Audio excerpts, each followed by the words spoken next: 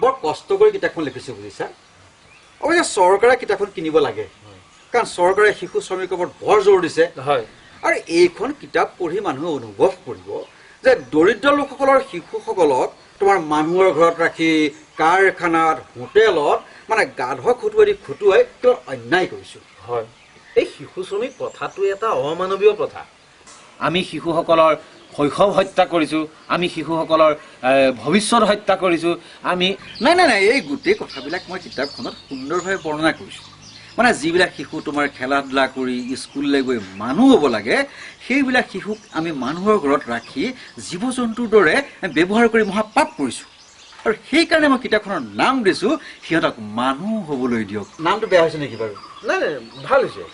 নামটোহে ভাল হৈছে কিতাপখন উন্মোচন কোনে কৰিব এই কৈলান মন্ত্ৰীয়ে আকৌ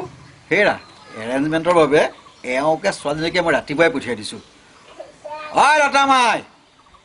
ইমান পৰ লাগে নে হেৰা এই সময় যোৱাৰ চুমুকে যে একেষাৰ ক'বলৈ দিব তুমিতো বহলাই দুষাৰকে এই বিষয়ে ক'ব লাগিব দেই কম মই কিতাপখনৰ বিষয়েও এই চমুকে বহলাই কম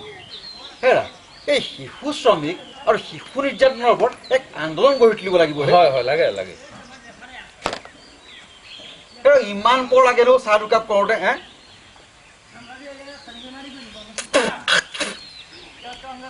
চাহ কৰিছে এই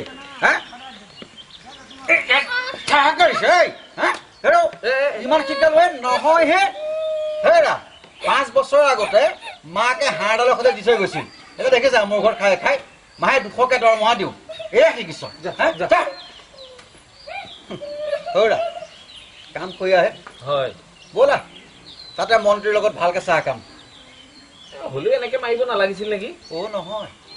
তুমি নেমাৰিলে সিহঁতৰ কাম এটা কৰিব নোৱাৰা বুজিছা মৰমৰে কাম নোপোৱা নহয় হেৰা ব'লা